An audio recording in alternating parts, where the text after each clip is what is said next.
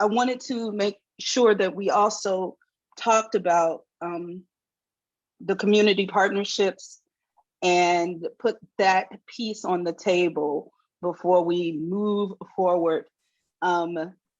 Because what you do is also a rich part of the history of the Till story, which I think is a Chicago story, and which and the injustice that happened in Mississippi rippled throughout the nation, and especially the South Side where we are.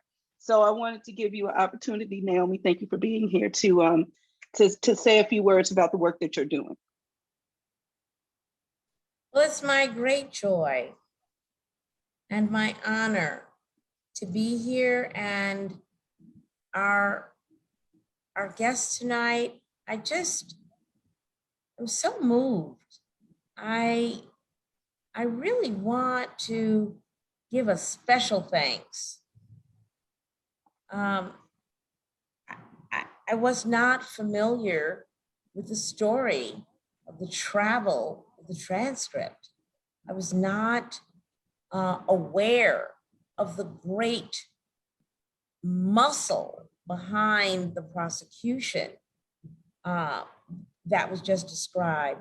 And so I just stand in awe and appreciation of those others who are in the story, who are standing in the crucible. And thank you, Collaboraction, for your work in focusing the attention where it needs to be for our humanity. So Blacks in Green, I mean, we are the authors of the 8 principles of green village building. And the 5th principle is each village celebrates its stories in print, digital, and theatrical forms. And so when I met Collaboraction and we began talking about that intersection where our work in our physical community of West Woodlawn, and as you all have learned, I'm a child of the theater. I grew up understanding the power of theater to change hearts and minds like no other medium can. And my own personal journey as a Great Migration child, and the idea that the Emmett Till and Mamie Till Mobley house, garden, and theater, that we discovered the asset when I moved here to the neighborhood of West Woodlawn and found it, just like so many other households, shuttered, disgraced, blighted, squatted. I mean, we actually didn't understand until we closed on the building on October 6, 2020, that squatters had been living in the house for some untold period of time. That the school boys and girls would be walking up and down the streets past this historic treasure without the slightest glimmer or understanding of the seeds of genius and courage and love, and the idea that the Great Migration had been vested here in West Woodlawn and was symbolized by the Till family story, that we had that it was not treasured in an active way. And of course, then it becomes deeply personal because I was born the day before Emmett was slain. My Great Migration family, I often say I'm Naomi Davis and I come from white gloves and mud, the proud granddaughter of Mississippi sharecroppers who, like millions of others, voted with their feet and moved up south for freedom and economic opportunity. And my aunts and uncles and my mom were among those millions. And I was born and raised in New York City. But all my life, taught to love my people, taught the migration story, and taught to recognize that if there were one word after all of the conversations, after all of the family stories, after all of the, it's just sort of push for recognition and then later reparations, that one word would be triumph. Triumph. We are an indestructible people. We have survived and sort of thrived in spite of all the odds. And the Emmett and Mamie Till Mobley story, I mean, on the one hand, it's like, okay, I was one of those kids who was sent south for the summer.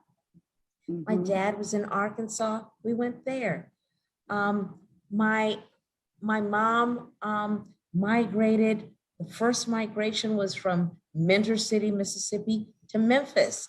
I went there. So the idea that we are the living legacy of the comers and how they made American cities great because of their work ethic and their hunger and their belief and their traditions and their lifestyle. So I'm living in West Woodlawn as a grateful descendant of those who believed for the yet unborn that there was something to be believed in.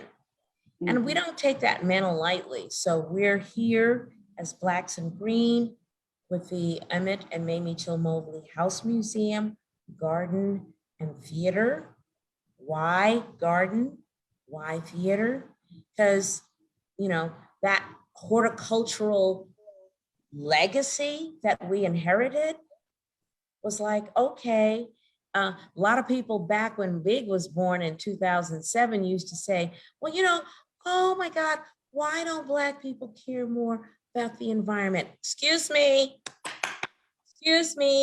except we're the original environmentalists, except that the conservation lifestyle that many of us were groomed in as we learned the old ways, far outpace the shrine of technology that many people think is going to save us, and it won't, because it's all in what we call the business model. How do we track the money that comes in and the money that goes out? Who benefits from this quote unquote new green economy? Blacks in Green is deeply in the spirit of our legacy. We are deeply educated in the technologies that are changing everything. But we are more than anything else looking at how we recreate that walk to work, walk to shop, walk to learn, walk to play village where Emmett grew up, and where those of us who went south for the summers and who survived can live to bring the story to the next generation with partners like Collaboraction, where we can say, kudos to Marion Brooks that she tracked and elevated that transcript, and kudos to the playwrights, because let me tell you something, I picked up that script more than a few times and had to put it back down. I saw Women of the Movement, all, 6 series, 3 episodes, 3 weeks. And I knew the story, and it was wincing and painful, and the trauma of going through the appreciation. We wanted to see it, and we could not we could not we had to recognize the pain that we still felt today. And when I picked up Trial in the Delta, and when I began to look at how to, I mean, I really, frankly, couldn't read it in one piece. It's hard to digest. It's It's hard to digest because it seems so obvious that these people should be in jail. It seems, and it's hard to digest that the legal system is so cavalier with Black bodies. And when the Department of Justice recently closed the case and said, oh, well, and in the presence of the confessions published for pay, and in the absence of the, we'll call it a confession of Carolyn Bryant, that we are still not vested in justice on that murder, and that we nevertheless must find our way to healing. So justice, healing. Mamie was recognized around the world for that forgiveness, but like, you know, some of us understand resentment is like drinking poison and waiting for the other person to die. I mean, we serve ourselves when we forgive. And yet it's so hard.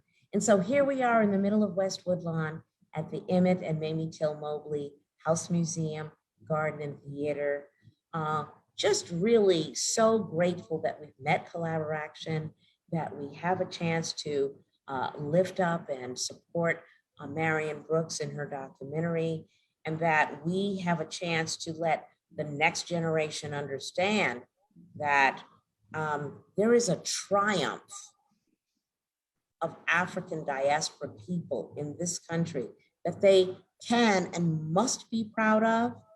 And because we believe in theater the way that we do, looking at intergenerational, the elders, the babies, what's the soundtrack of this movement? What are we gonna create? What are we gonna do?